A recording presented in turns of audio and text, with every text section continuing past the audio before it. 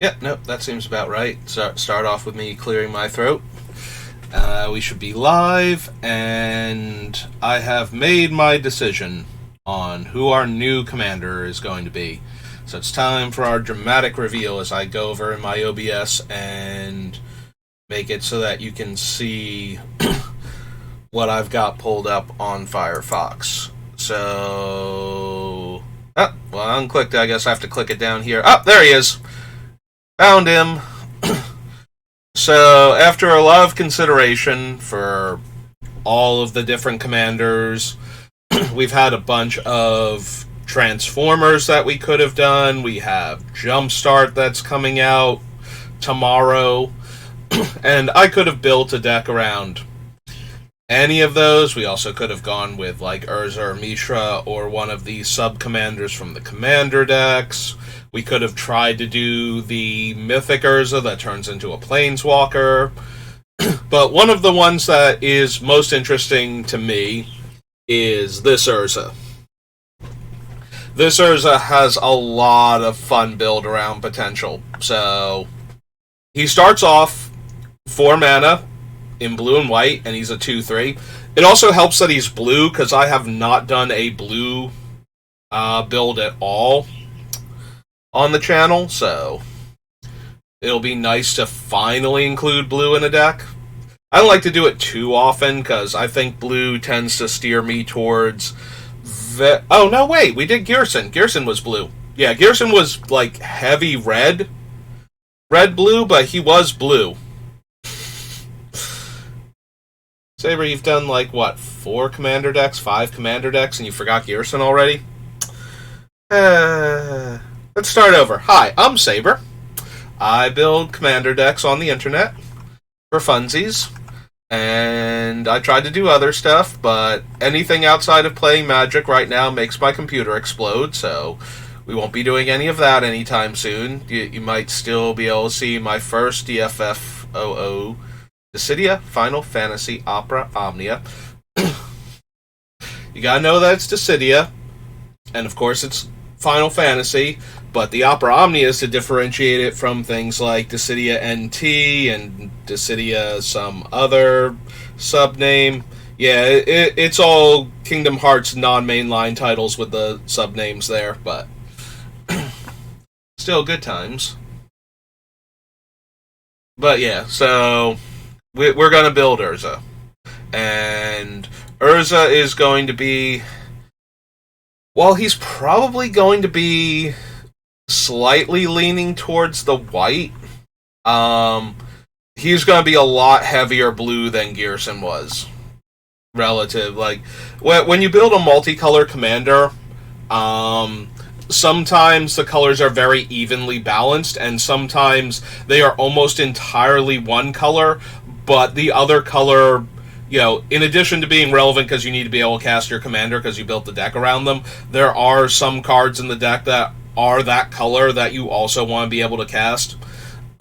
Like, Gearson was very heavy red, because red is going to have the most deal 1 damage to things in the deck. But he is blue, and blue did used to get pings an awful lot, and as such, it got a bunch of cards that can ping things or that can make 1/1, like make 1 power token creatures, which would then be a 1-point source of damage because of prowess triggers. So, or prowess-like triggers, you know. When you do X, make this 1/1 Thopter token, or this 1/1 Servo token, or this 1/1 Bird token, you know. Something along those lines. Voice is going already.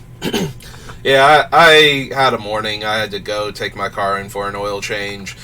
Actually, that wasn't so bad, but the lead up to that, in one of those, you know, when things are very dramatic in my life, they're actually a bit easier to deal with. It's when the stupid things turn into dramatic stuff that it really starts to get to me sometimes. And I mistimed getting the oil change, and then the holiday like crept up on me, and I thought I had another week. I don't know where I was getting that week from, but I thought I had it, and then I didn't. So So my car's oil life was past the like percentage that it keeps track of, and was dipping into the negative miles past when I should have gotten the oil change. So I went and bought like a quart of oil because I was going today. So this was like Sunday. I bought a quart of oil with the intent of, okay, I'm gonna add oil to it.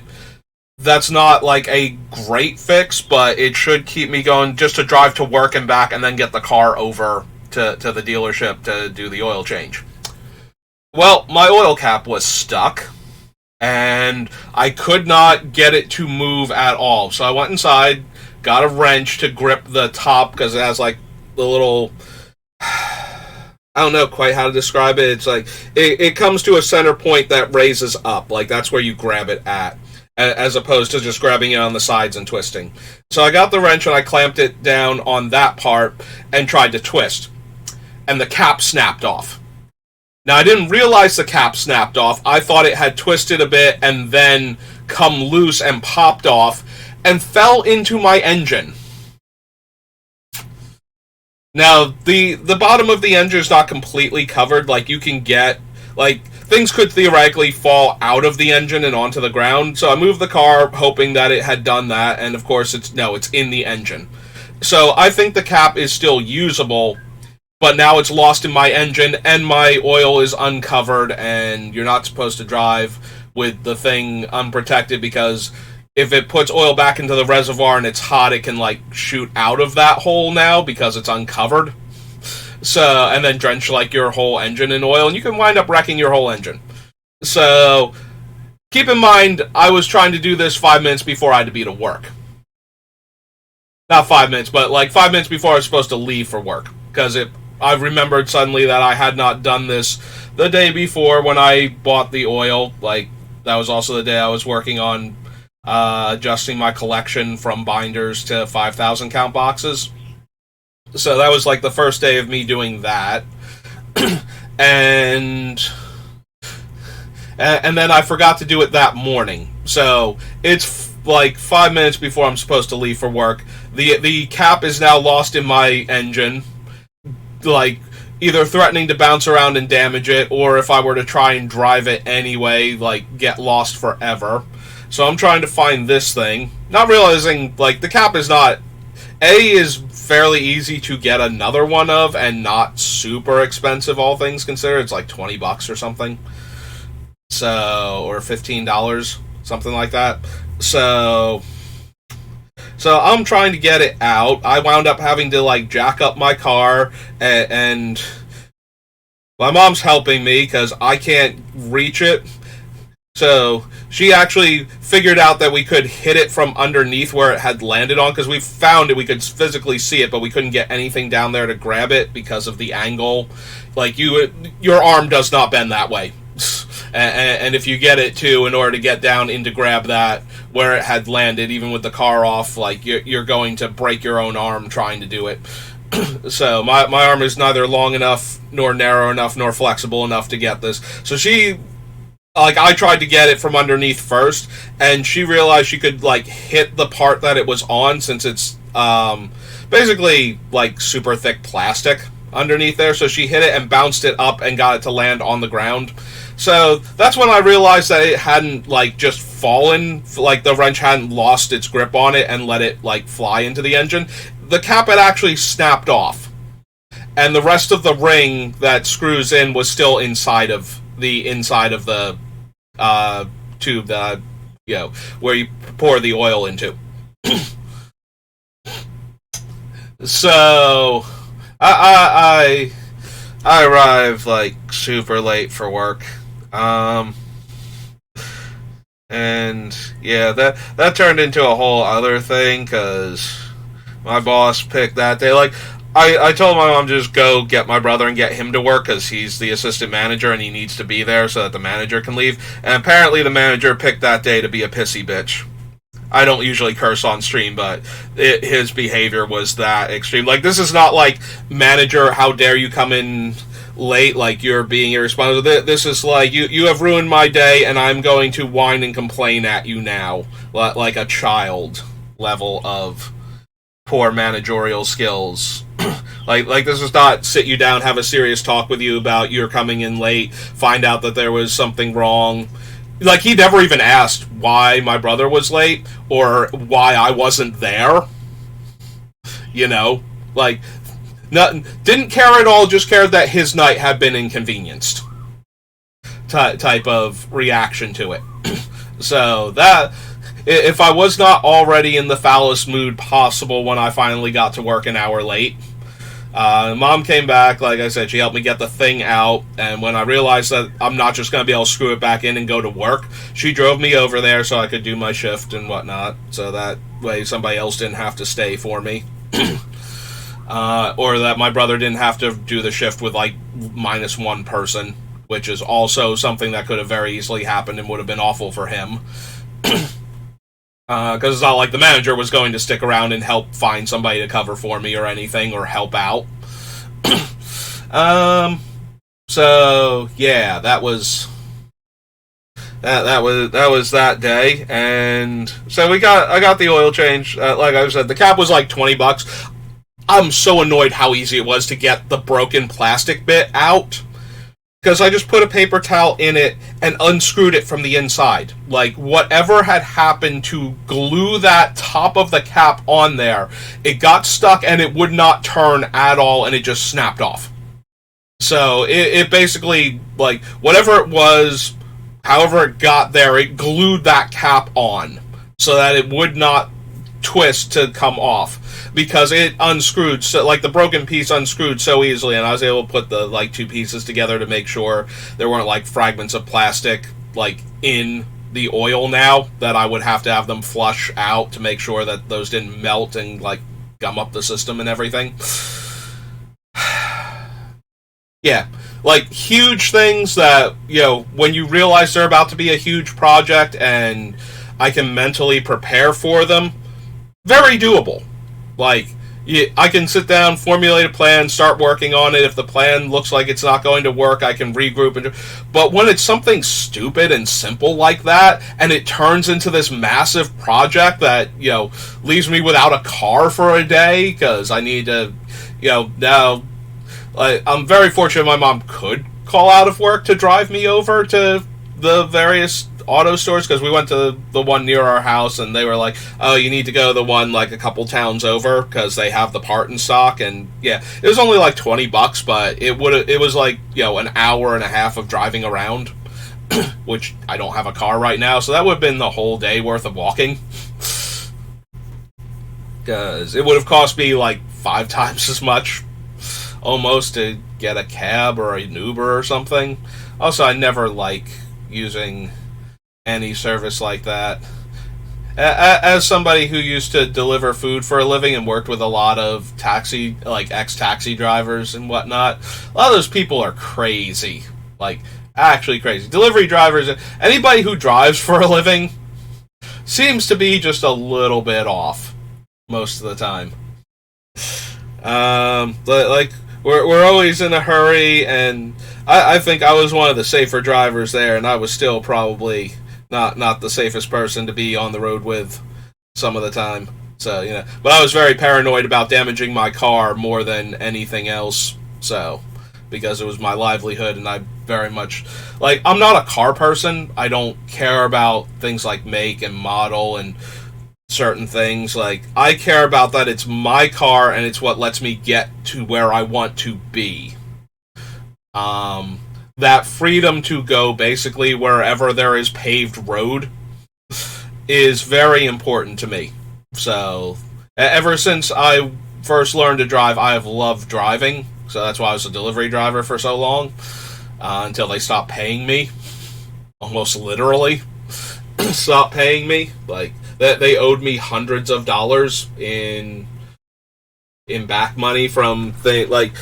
So I was a delivery driver. At the end of the night, you're supposed to cash out, you know, the money that you owe the store, and you get like the remainder in money and tips. And if they have credit card tips, you were supposed to get those. Like, the store was supposed to pay you out for those. So they were having trouble keeping money in the store to be able to afford to do that.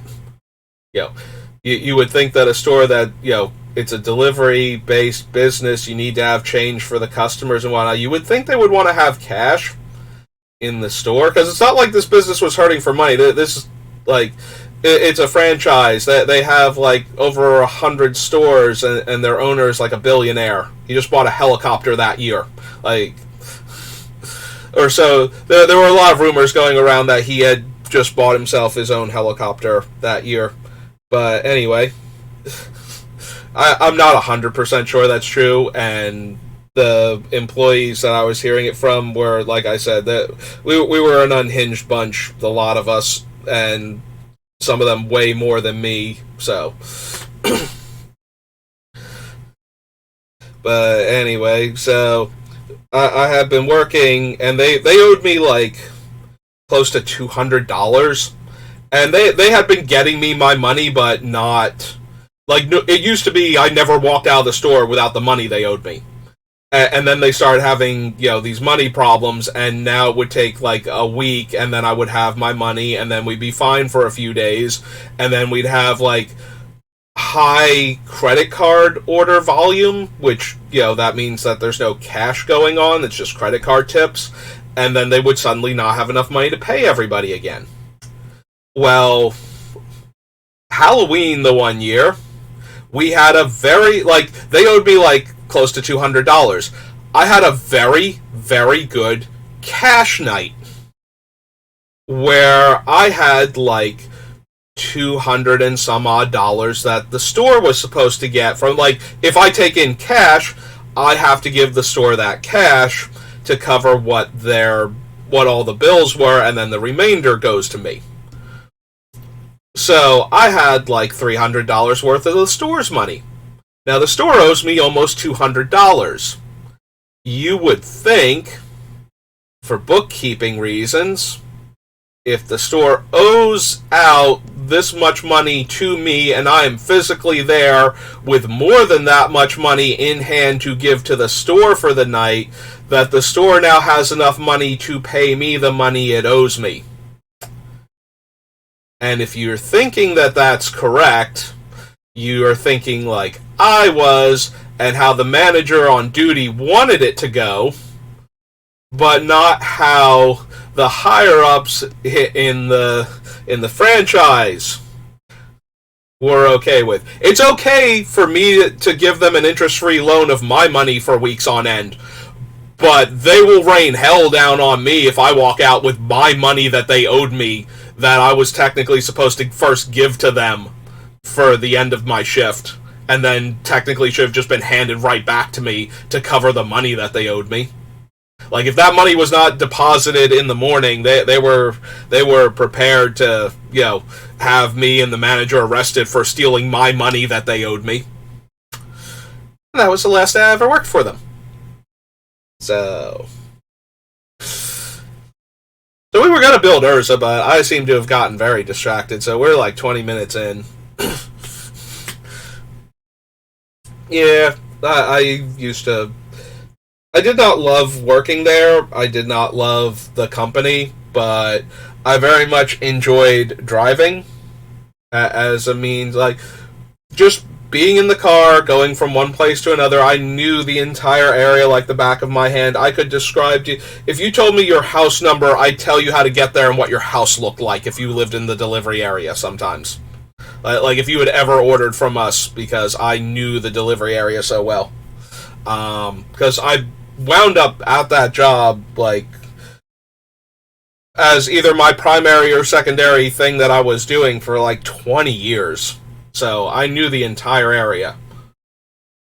When I started working, it was not common for drivers to have phones, and I used to have a printout of a paper map of the delivery area in my car. Because GPS was also not normally a thing. That's how long ago I started driving for this company. It was just becoming a thing where, people had cell phones, but payphones still existed because not enough people could afford a cell phone. And, smartphones were not really a thing yet. People were still using things like Blackberries and other personal assistant things.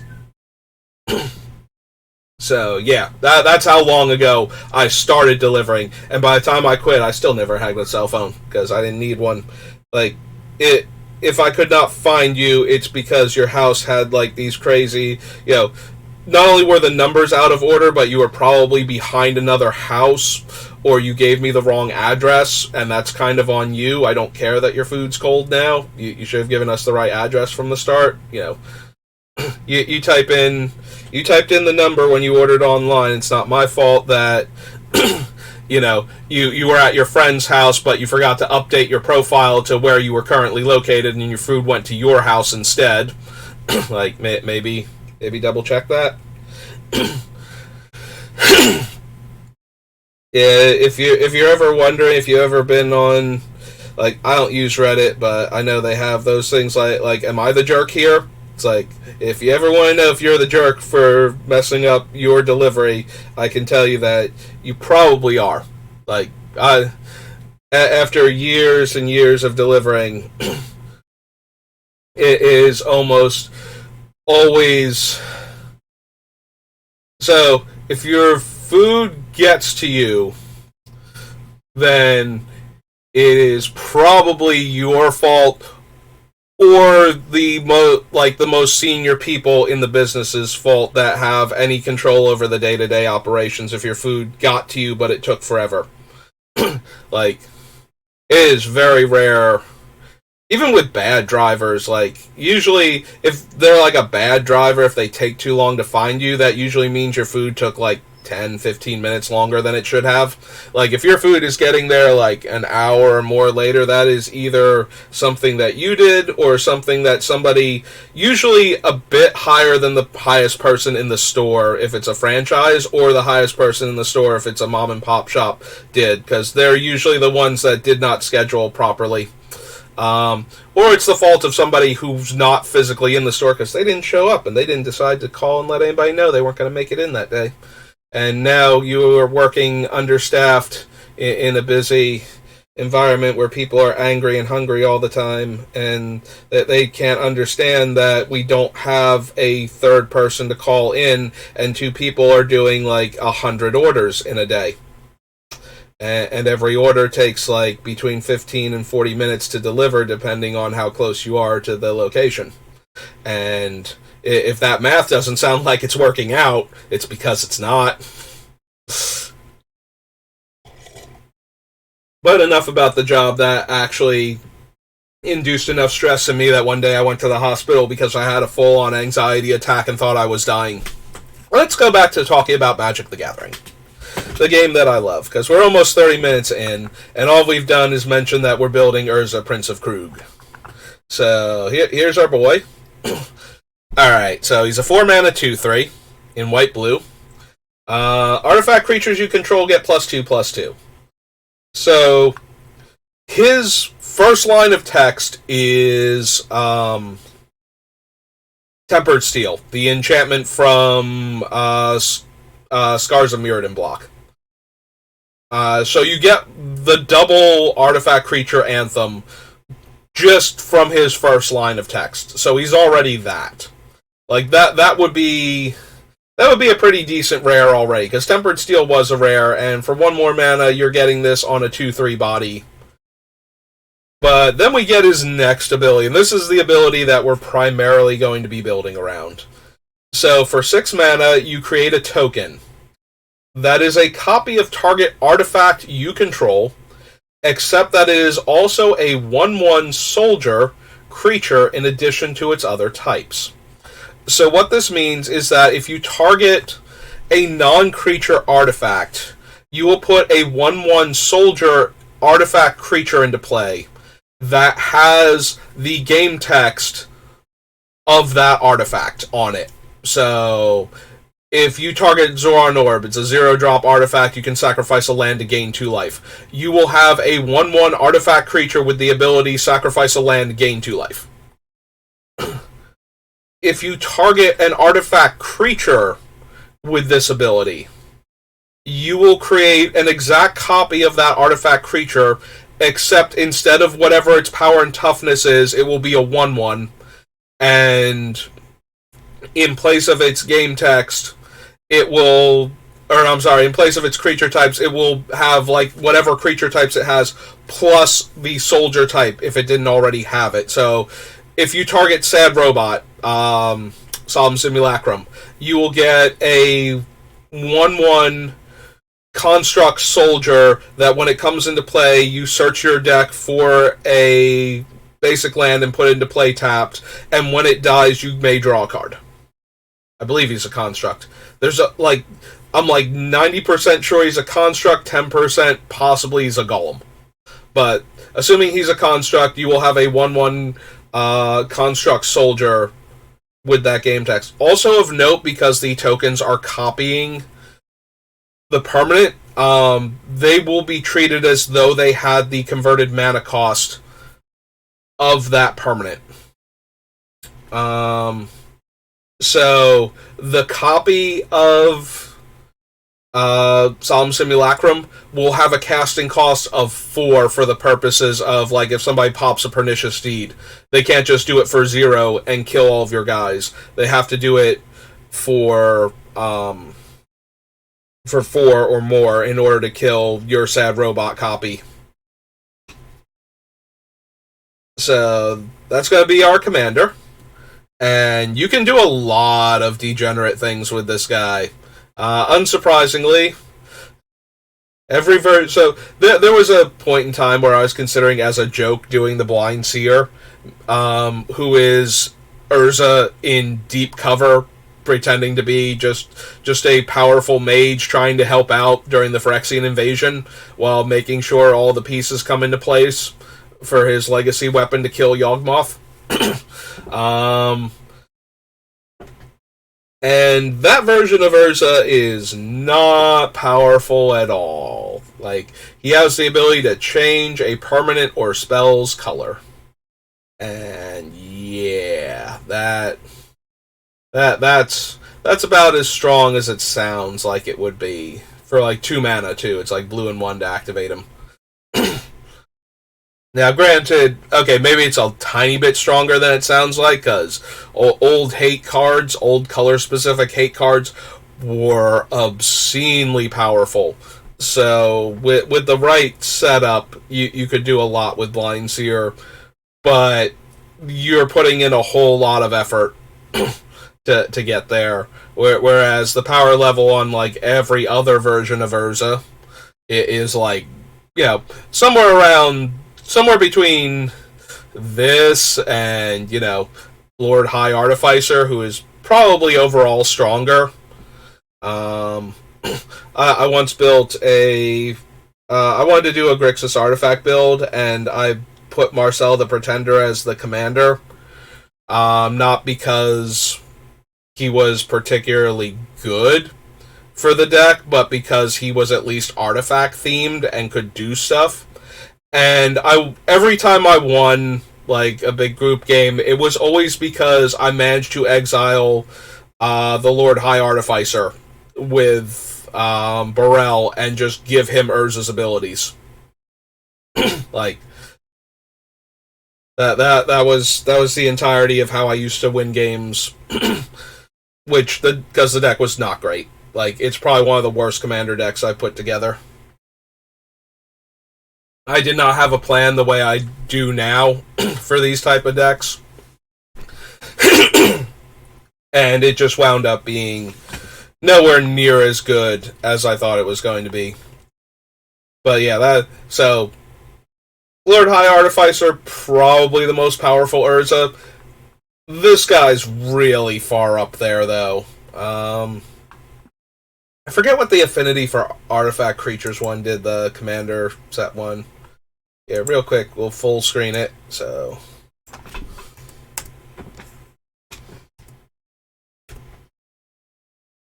Do you wanna... You wanna help me out here, Gather? You wanna autocomplete? Because I don't remember his title. No? We don't want to autocomplete right now? We're mad at me? Oh. Hang on. No, we were on simple search. Okay, we're just gonna refresh. Oh! Oh, we're doing this now!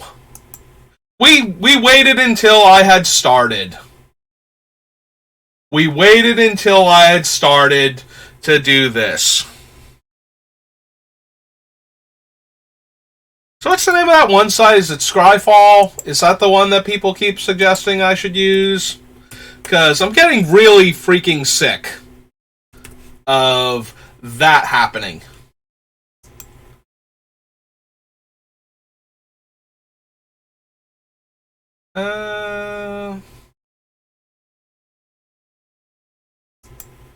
So what if I popped over to here?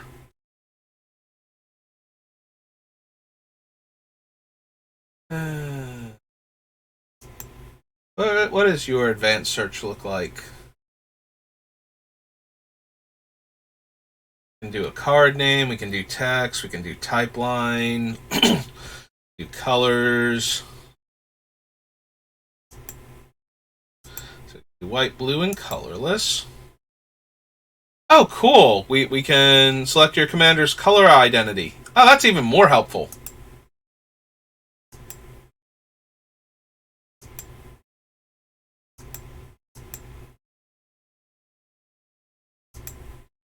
Oh, if I select colorless, it gets rid of white and blue. So if we select white, blue, hopefully this works. Mana value, formats, sets. Enter a set name or choose from list. Does it go in set release order? Legendary Cube, prize pack, treasure chest, unglued tokens, dual decks. Oh, these are all the tokens. I might have scrolled down too far then. Let's get back above the tokens list. Yep. So let's see. We have the introductory 2-player set. We have Portal, Portal Second Age, Starter, Portal 3 Kingdoms, Starter again. Flash packs, the welcome decks, Arena Beginner, Jumpstart Arena exclusives, spell books, promos.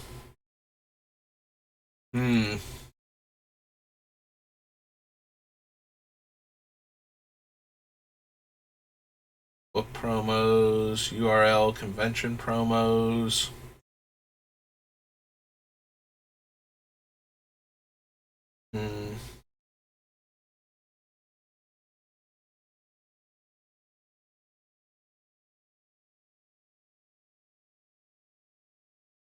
Plane Chase, Collector's Edition, Oversized, Pro Tour set. These are like super special subsets, it feels like.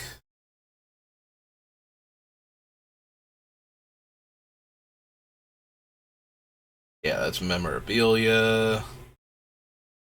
Masterpieces. These look like a whole bunch of the unsets, and then there's the Strix. Oh, the mini games that come with it. Wow. Funny. Okay. From the Vault series, Commander sets.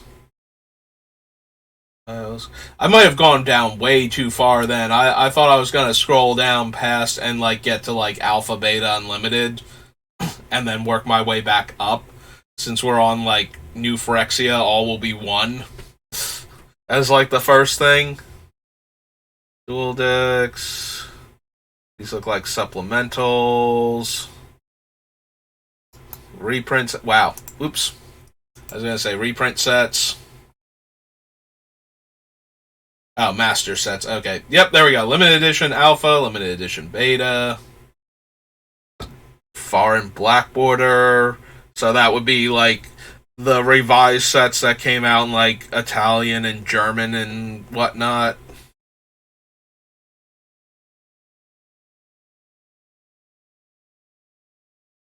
Alright, so what if we did limited edition beta? Like, get rid of Iconic Masters. What if we did limited edition beta? Oh, hey, we can search for, like, low prices. That might actually be helpful. language default, preferences, display images, sort by name. Alright, let's see what happens. If I click on that, we got all of the white and blue cards and all of the colorless cards.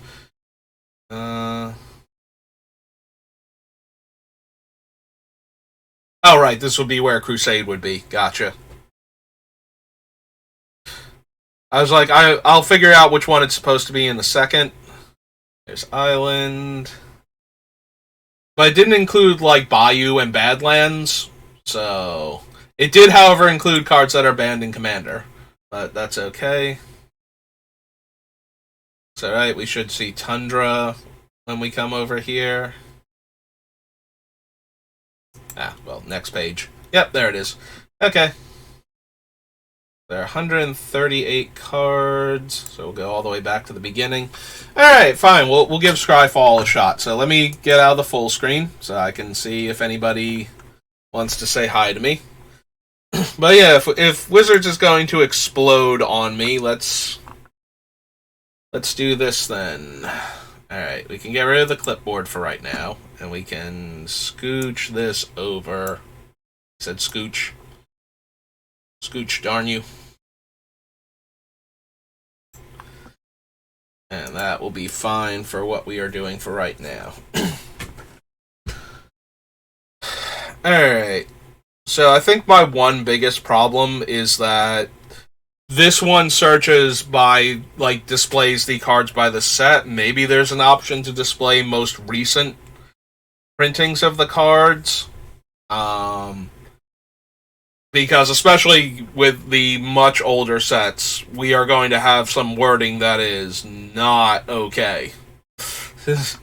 You know. Like, minor things from draw 3 cards, or force opponent to draw 3 cards, which is target player draws 3 cards now. All the way up to, you know, cards that do not work the way that they are written. So we can make... So animate artifact is not anything that we need. We are going to be animating our artifacts regardless. Land comes into play, deals 2 damage. No, balance is banned.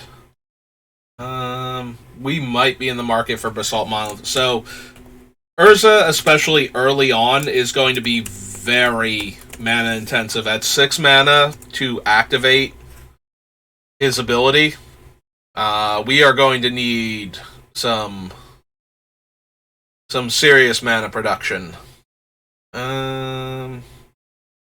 Trying to read Blaze of... Like, I'm pretty sure it's a creature can block multiple creatures. Yeah, it can block all creatures. Blocks all creatures that individually would legally be able to do so. But yeah, that microtext type. If I click on the individual card, does it bring it up and show me the thing? Target creature defending player controls can block any number of creatures this turn. It blocks each attacking creature this turn if able. Okay. So we can actually bring up the correct text if we need it. Brain Geyser, Chaos Orb is banned. Don't need clones. My right click itchy trigger finger. I don't need clone. Control magic. Despite the fact that we are probably going to be copying everything anyway, I think I might want to copy Artifact. I at least want it on the list. We might wind up cutting it because we have enough room for... Like, we don't have enough room for it specifically. But considering that our goal is to copy our artifacts anyway... I can see Copy Artifact, and I can see Sculpting Steel and, what's its name, Phyrexian Metamorph making it into the deck also. Counterspell, Creature Bond. Cyclopean Tomb isn't doing anything. I don't think we need Disenchant itself. I do intend to have liquid metal coating and liquid metal torque and possibly other things that will turn non-artifacts into artifacts. So Disenchant effects will probably make it into the deck at a higher rate, just because we might be able to then, turn non-artifact permanents into artifacts and destroy them with our Disenchant effects, but we still need better ones than the actual OG Disenchant.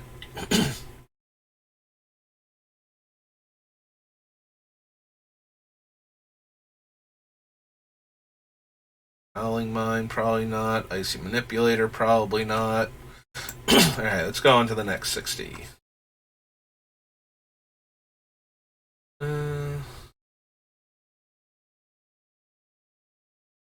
All of these.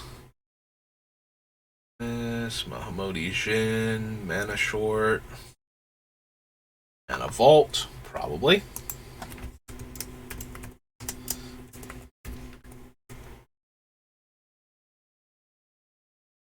I mean, I would love to. And I absolutely would.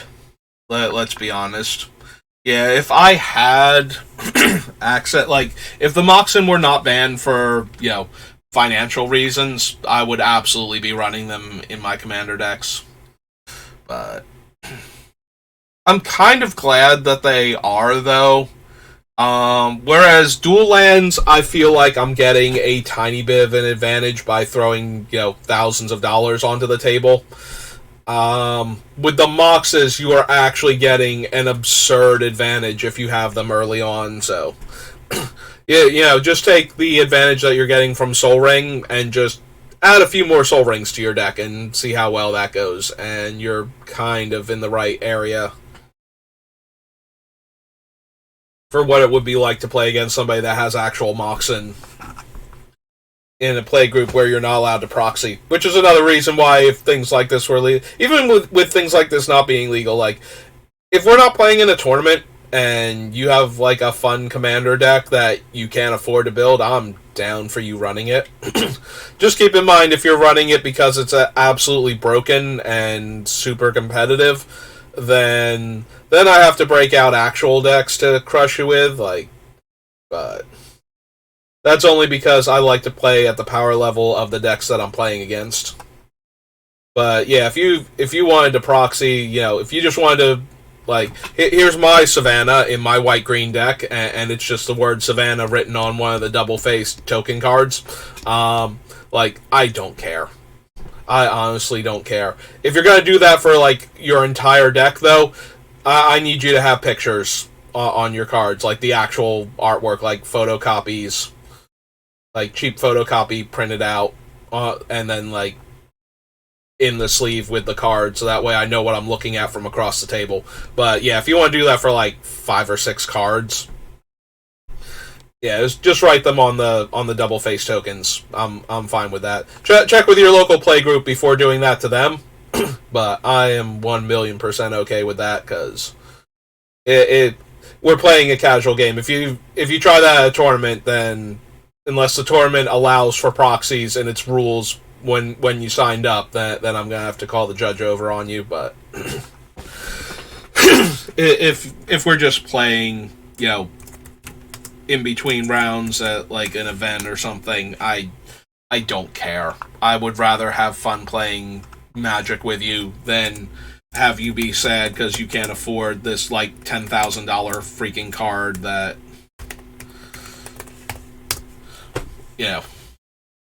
I've been playing since 1995, 94, late 94, early 95. So yeah, I started in late 94, Fallen Empires and Revised. So, my Black Lotus cost me $90. And that was back during Urza's Destiny pre-release. And yes, it was very, very beat up because Black Lotuses were 300 to 400 at the time, but it's still Black Lotus, it's still in one piece, and it's signed by Christopher Rush. So, But yeah, I don't fault anybody because they were born in 1994 and couldn't start playing Magic for 10 years, and by then, then when they were 10 years old, mom and dad did not have enough money to buy them dual lands. And their paper route was not going to cover that anymore. Actually, I think in 2004 it might have still been possible for your paper route to buy you a dual land, but that would have been the kind of investment in dual lands then that Moxen were for me when I started, type of deal, where you're paying like a couple $100 for like the more expensive dual lands. For the more expensive of the dual lands at the cheapest that particular dual land could be purchased at. Like Far and White Border Underground Seas were in like the 200 range or something like that.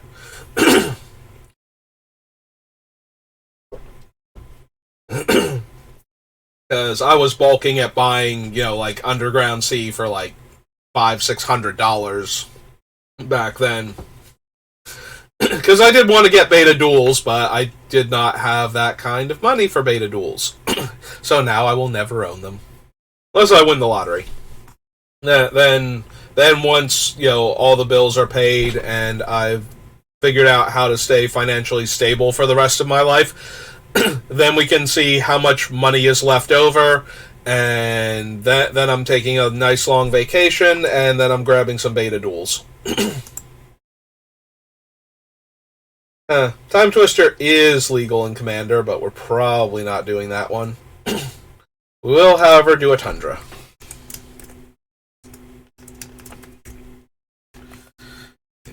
A little land notation from my count later on.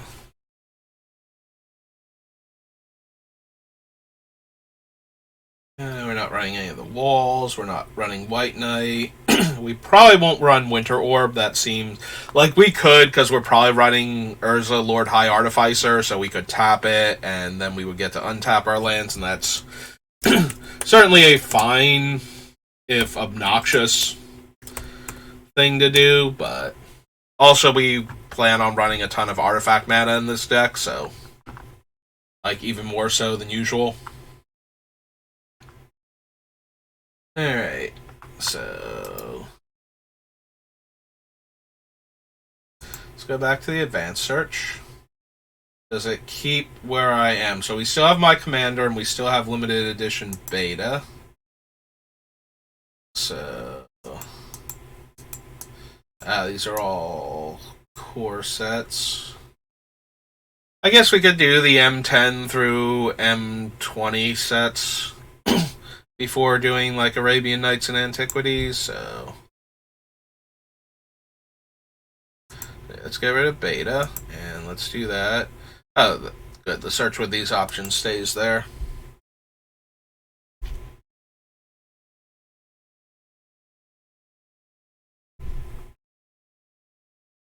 Yeah, this is the most problematic of the thing. That might be my mom coming home, and we were going out for my brother's birthday, because he's technically right around Thanksgiving, and we always go out on a Thursday for family events, because that's our day off. So if that is her, we're going to have to call it for there. Sorry I spent like half of this video ranting about my life and random things before we got into it, and that we had to learn how to use Scryfall real quick before moving on. I don't know if I'll keep using it, but it was good to at least try it out and see how it works. I might go back to it, depending. I might use it for the commander stuff, especially if I can sort it by like new commander cards versus old ones, because I hate that you can't do that on Wizard site. And also to check for things like the Universes Beyond, like the Transformers and the